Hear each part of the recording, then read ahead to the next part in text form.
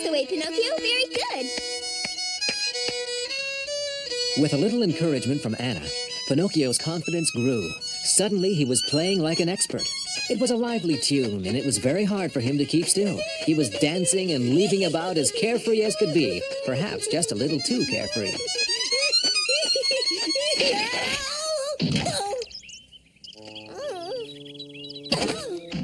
Oh, what have you done, Pinocchio? You promised me you'd be careful, and you've completely broken it apart. Papa bought me this violin for my birthday. It was very special. Oh, I'm terribly sorry, Anna. Papa's going to be furious. I'd be happy to buy you a new one. Without any money, what are you thinking of? You're right. Guess I'm dreaming again. I must be the clumsiest puppet in the world. Oh, hey, my father could build you a new violin. He's a master carpenter, so he'd make it perfectly. You couldn't possibly mean it. Yes, Father, I must find a way to replace the violin. But I've never made an instrument like that in my whole life, Pinocchio. But, Father, you make all sorts of things out of wood. It's just not the same thing. Everybody's gonna hate me. I won't have any friends. You don't love me. Of course I love you, Pinocchio. Will you do it, will you? If you will bring me the proper wood, I will try to make you one. You're the best pal a puppet ever had, Father. I'll find some wood. Oh, almost forgot. I promised, but I don't like this. I don't like this a bit. Off Pinocchio went in search of the perfect wood for the new violin. He had to go quite deep into the woods in order to find just the right maple tree. And of course, the woods can be a very frightening place to be when you're all by yourself. On and on Pinocchio went. It was so still and quiet that it almost felt like he was the only one there. But he wasn't.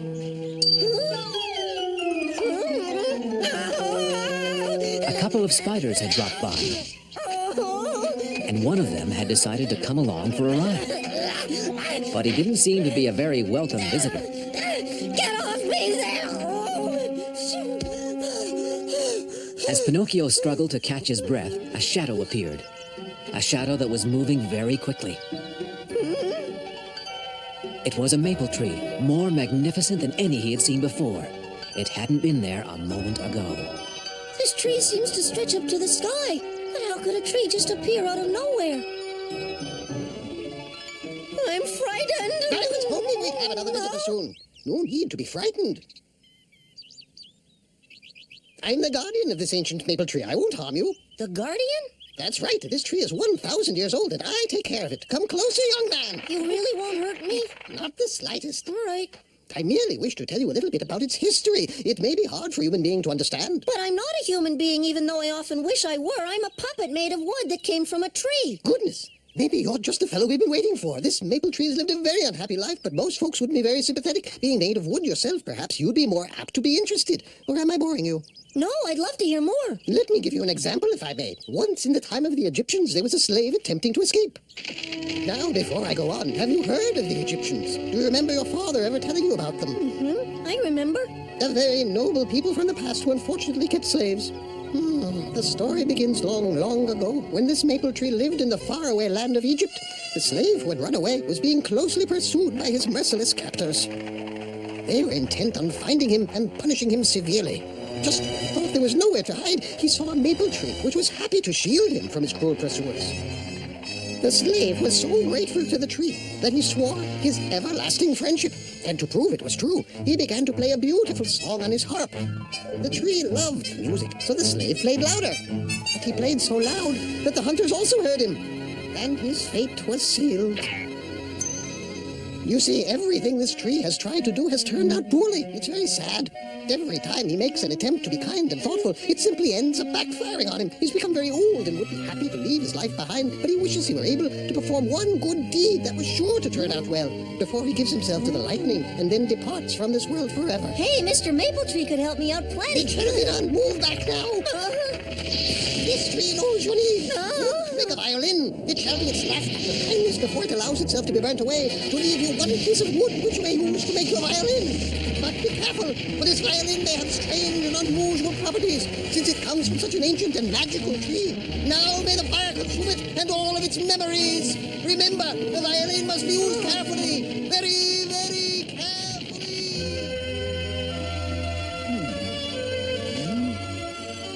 Maybe it can be done after all. Geppetto worked through the night, and by early next morning the violin was finished. Geppetto was exhausted. Pinocchio and his friends couldn't wait to see it. The violin's finished. My father's a brilliant carpenter. What? What kind of violin is that? It's absolutely awful. There must be a reason for its shape. Huh? Maybe it's meant for boxing with. I'd be embarrassed to play an instrument like that. I'll try to wake him up. Please, Father. My father bought me a piano. Perhaps you'd better keep this. Thanks anyway. Real brilliant carpentry work. How could you? You made a fool of me. I'm sorry. Ah, dumb violin, it's Father's fault. Huh? I must be misbehaving. Don't run away from me, Pinocchio. Stay. It was Pinocchio's fairy godmother. You're being very foolish. This dumb violin is more foolish. Now it's a pig's nose. Because you've behaved so badly. Your father worked very hard, but you're an ungrateful boy. I suppose Father had to work all night to build this violin. That's right. And where did the wood come from that was used to make it? From an old maple tree that I met while I was out walking in the woods. The last remnant of the maple. And you'd smash it to pieces without any thought at all. Yes, I didn't think about it. It's up to you to keep the memory of the maple tree alive, Pinocchio. When played properly, this violin will make the most beautiful music imaginable. But you must be worthy to play it. Oh, I'm ashamed. You must never forget that you were also made of wood and should be respectful of the old maple. When you've learned to play the violin, you may find that it will help you become a real boy. I know that's very important to you. Playing this violin well might help me become a real boy. It's very possible, so think about it, Pinocchio. With that final bit of advice, the Oak Fairy left. And soon, Pinocchio was hard at work practicing his violin playing. But practice wasn't making perfect. Oh, that's definitely the most horrible sound I've ever heard. Give me a break! My eardrums are bursting! Quiet!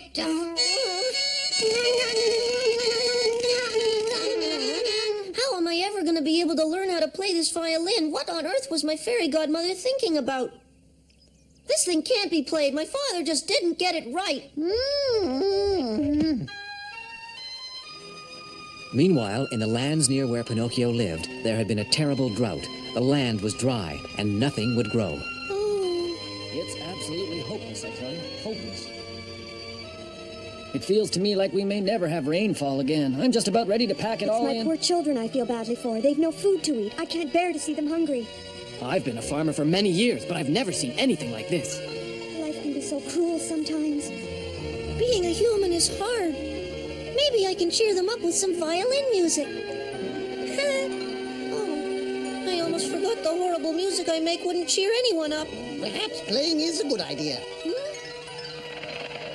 You would be doing a very good deed helping to cheer the farmers up. Play for them, Pinocchio.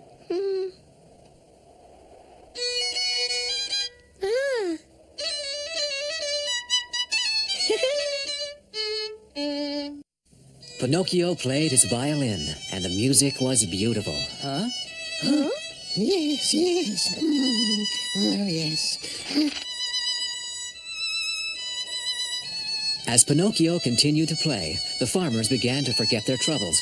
The tune was the loveliest they'd ever heard. It was as beautiful as the song the slave had played for the maple tree in the days of the pharaohs. As Pinocchio played with no thought for himself, the magic of the maple tree began to take effect, and the clouds began to darken. The spirit of the maple tree and the slave who had lived so long ago brought rain to the thirsty land.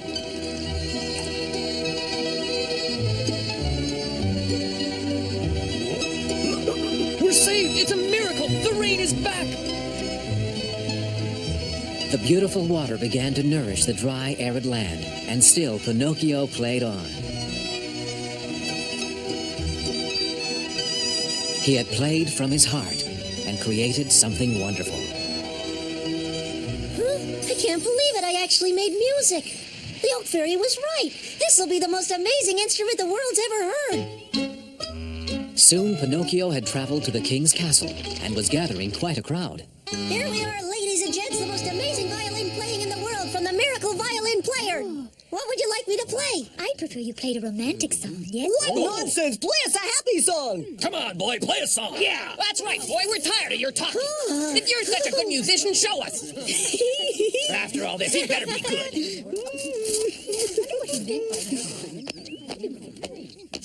I am prepared to begin. Hurry up and play then, boy! Oh, come on, Magic Violin, play. Don't embarrass me.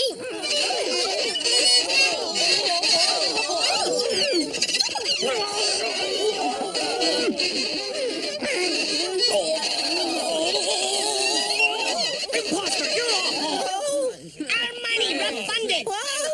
We demand you give it all back.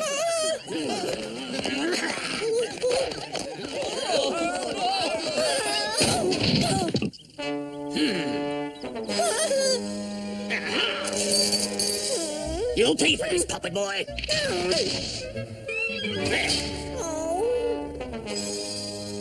We believe in severe punishment for frauds and fiends. The king may sentence you to be kept in his prison forever. You'll be sorry you tried that nonsense around here. You seem to be in a bit of trouble, Pinocchio. Could it be you? Cricket, you must help me. I'm desperate. You've managed to mess up pretty badly this time, Pinocchio. I'm not sure if I can. But it's not my fault at all. This violin keeps letting me down. I've been good, honest. You can be so frustrating to deal with. You must be prepared to accept blaming yourself. The violin won't play what I want it to. Why should I blame myself for it? Tell me that. You're impossible. Goodbye. Wait, don't leave me. Suddenly, Pinocchio realized if the window was open, why not escape?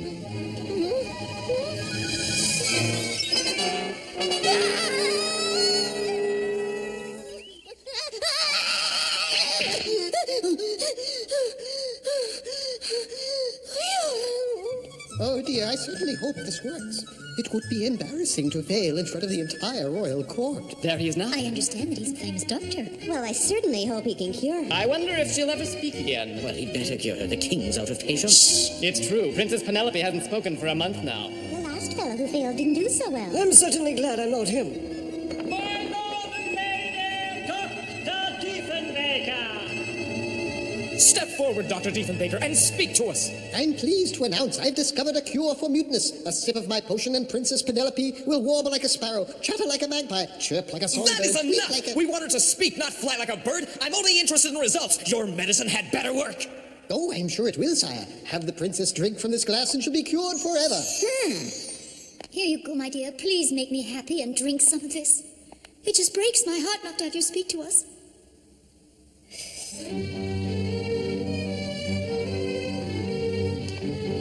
Swallowed every drop. I'm proud of you, sweetheart. Now speak to your mother. Chatter like a magpie if you wish. She won't speak one word. This medicine doesn't work at all. You've made fools of us. Hang him by his feet for a week. No, I'll get dizzy. It should have worked, honest. I just thought of a great plan. What? You must be loony. How could I possibly do that? I'm just a puppet. Forget it. You haven't heard the details yet. It might be simpler than you think. Listen up.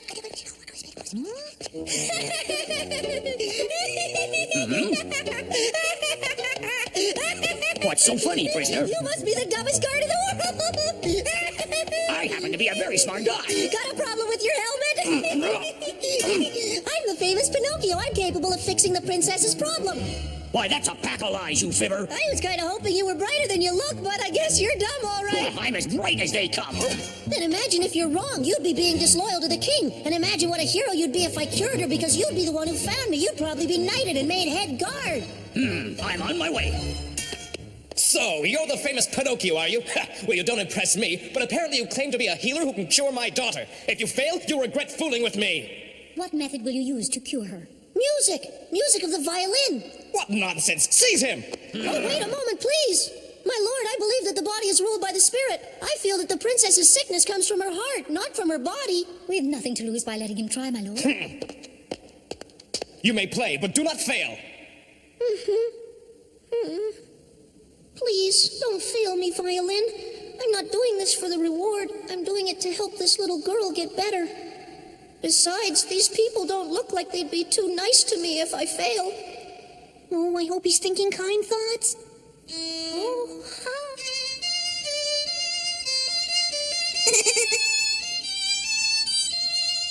As Pinocchio played, something miraculous occurred.